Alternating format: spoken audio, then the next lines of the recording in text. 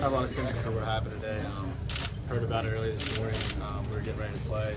It's really sad, kind of sick world that we live in nowadays. It's something we have to keep pushing through.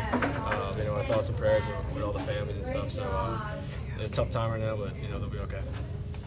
Any questions? You completed, I think, 4 passes before the last drive and 3 on the last drive. Where'd the resiliency come from?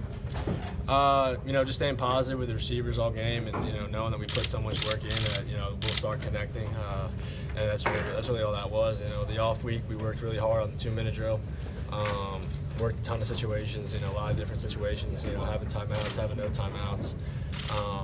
So I think it really paid off for us this week. We went the way we wanted to. I feel like in the the plays leading up to that last drive, there were plays there to be made, and you guys just weren't, for whatever reason, you weren't clicking, weren't connecting. Yeah, I'd say so. I gotta go back and watch. There's a couple I think we just needed to hit that we just weren't hitting.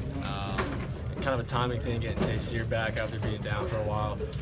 So it's something that we're gonna have to work. It's a short work week, coming back with UVA Friday. So definitely something we're gonna have to do is work more with our receivers. Talk about the run game today, and the addition of Carter in particular to your weaponry. Yeah, we knew he was gonna come in and make some explosive plays because of how explosive that he is.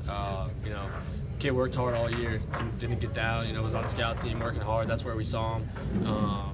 Came up and this week, and we knew we had something special with him. Really proud of him. Couldn't be happier for him. And I think he's just someone that's going to help the rest of the way. Did you ask Pat to go for it on that last shot at the end zone?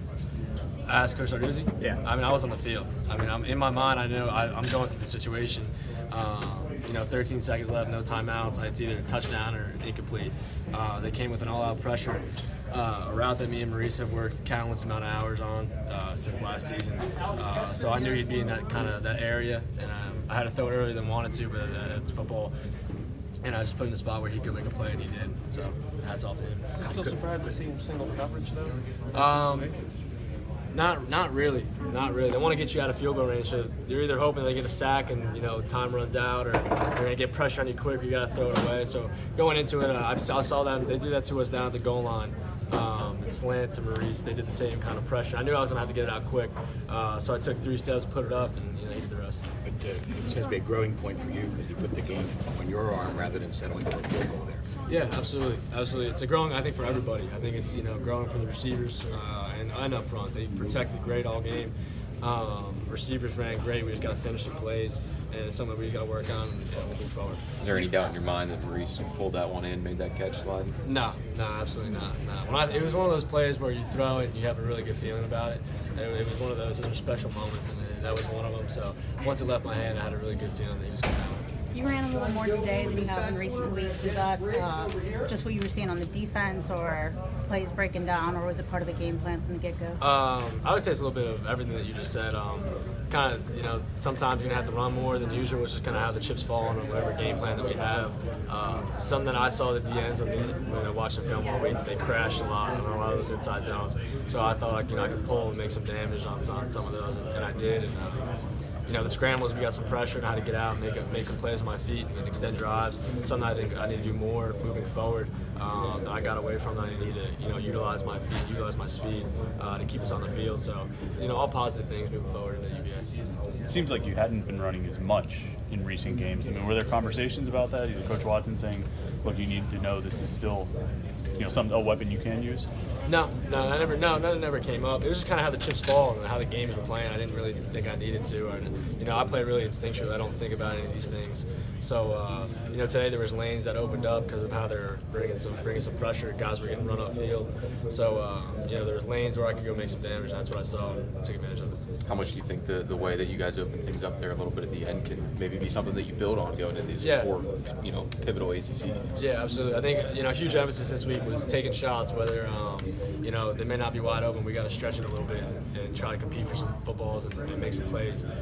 So we hit the post to Maurice, which was an awesome play. 2-minute had some hit the corner, rah, he did a great job, and then obviously the touchdown. But that was a great job overall, those guys. That's how it should look in a 2-minute. But definitely we need to use this to, little momentum in that last drive to, have confidence in the passing game. before that play call comes in on the touchdown pass, I mean, you're probably just waiting for it. But I mean, is there something in your head of like, I wonder if we're going to take a shot here? I wonder if we're just going to run it and set up the field goal? No, yeah, in that situation, you're thinking it's either you're throwing for a touchdown or you get the ball in your hand and it's you're going to throw it out of bounds. Because with the time, we have no timeouts. So big thing in my head was don't take a sack here. Got to get the ball in my hand quick. Like I said before, I saw the pressure. We've seen it before. I saw they had Maurice singled up, so I knew, like I said, I threw that ball 100 times, 1,000 times to him before. So I knew if I had to throw it quick, I knew the area that he would be in on my third step. So that's where I just put it up and he did the rest. Is that the craziest game you've played in so far, you think, here? I don't know, man. We've had some crazy ones since I've been here. I mean, the Syracuse one was crazy. Another shootout. I'd say this one probably was. This might take the cake for the craziest one. So, yeah, definitely a crazy game.